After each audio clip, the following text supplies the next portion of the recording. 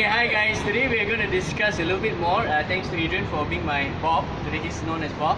Alright, we'll be discussing the armbar a little bit more. Alright, we know that armbar, although it looks easy, but a lot of people struggle to put a good armbar on someone else, especially a resisting person.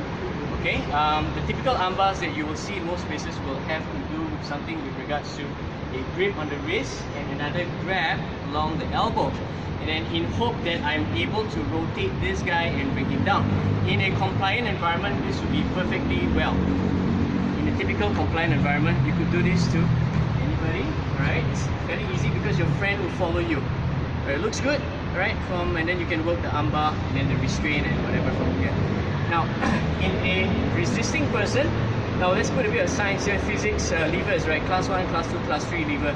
So just relook this again. So from a perspective of armbar application, this is actually a Class 3 lever. So you have a fulcrum point, alright, you have an effort, and you have a load. Okay, now the key thing here is, for a good lever to work, must the fulcrum be stable? Yes. Do you all know what a fulcrum is in the first place? Because you should kind of close it. Okay, yeah, so if you're going to work an armbar, your fulcrum has to be stable. Now question, in this position here, is this a stable fulcrum, Adrian? Totally not, right? So this is not a stable fulcrum. How do we stabilize the fulcrum?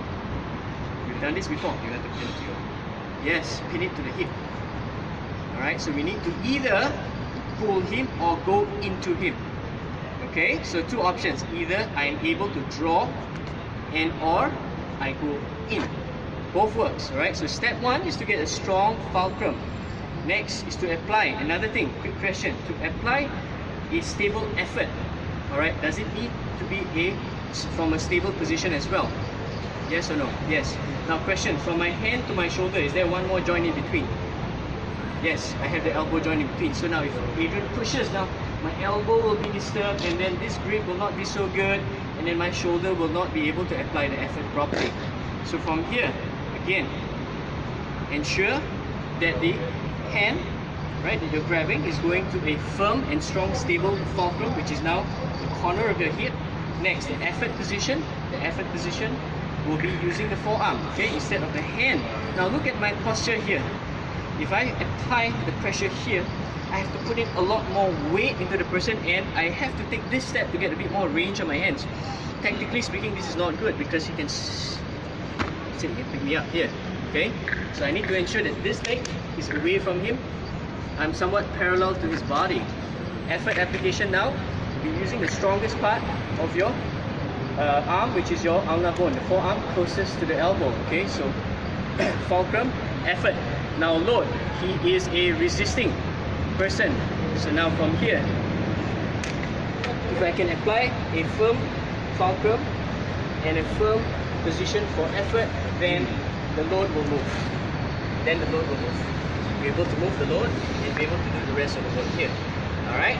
Thanks. Okay, so now question is, how do we get into that position? Of course, in this case scenario, if you're working in law enforcement, you might have three officers here. So Aloysius is in front. Aloysius is trying to de-escalate the situation. Heads up, Aloysius, you're de-escalating, sir, take it easy, da-da-da. Right, we will have to bring you in, etc., etc. The resisting person from here. Alright, now first step is he's going to move and he's going to fling around, flick. And then I go down and I fall.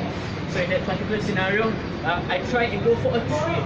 I'm going to trip him, but in the process of me trying to trip him, I lose point of balance and I fall down. Okay? Alright? So approach would be from here. Alright, it's de-escalating. I'm going to go, yeah. Can you see it from here? Okay, now from here, it's going, immediately put it to the hip. Grab that wrist and put it to the hip. Immediately apply the effort with the ulnar bone. Okay, even if you resist that, it will be an extremely uncomfortable resistance. Adrian is extremely strong. He's very, very strong. Look at that. He's still fighting. But from here, I've already wrapped him up. Okay? Yeah, I've already wrapped him up. Good, and carry on. Okay? Alright, thanks bro.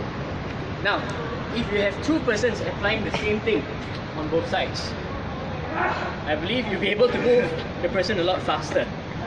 Okay, you'll be able to move the person a lot faster. The other person on the other side, and he goes down. Okay, alright. Next, solution number 2. To be able to isolate the whole arm. From here, drop it. Okay? He just stopped carrying his own. Same solution. Firm, strong fulcrum. I am unable to get point of contact of the forearm, ulnar bone, to his arm. Okay? So what you're going to do is you're going to have, again, firm fulcrum, good strong effort point, then drop weight. Alright, just drop weight. Just drop weight. Okay? Yeah, just drop weight. Drop weight. I want to protect my head. I don't want to get punched on the other side. So I have my head behind his shoulder blade, behind his shoulders. Right? Grab whatever you can. He's sweaty right now. Grab whatever you can. Drop weight. Okay? Okay, it worked. Alright? So that's solution number 2. Okay? Alright? Grab and drop weight. Protect your head. Bring over. 2 persons. Do the same thing. Boom. Drop weight. Okay? Alright, it's anytime better than trying to have a handle on this, but everything is just way too loose. Loose and loose. Loose and loose. Loose and loose. And then fling around like this. I'll be tossed like a rag doll here for sure. Because why? His body mass is above, in my case, 65, 66. You know what, 70 something? He's 80, oh my gosh. Can you edit that part out? 14 kilos plus good strength and muscles and good acceleration, okay? So now from here, with this amount of mass plus acceleration, it's really hard for me. It's really hard for me to get any kind of control here. You know? It's not.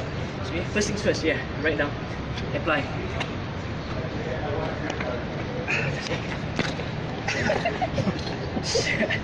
And any further, the elbow will get damaged, okay? Any further, the elbow will get damaged. So if your training partner have some restraint, as you can tell, the point where I'm applying the load is not exactly on the elbow, it's above on the tricep. So there's some give to the elbow a little bit. But in actual application, you put exactly on the elbow. It's going to be tough. Because the moment this goes, you can feel the hyperextension immediately, right? It's an immediate hyperextension of the elbow. The moment fulcrum is firm, effort is applied, body mass down. It's going to go quickly, alright? Now for safety purposes, always put the ulnar bone across the lower part of the tricep here, on the flat of the tricep. Okay?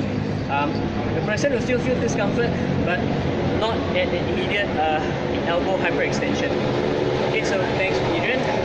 Thank you Aloysius. Thanks for watching. I hope this will help you in your training. Thank you very much, Tanisha.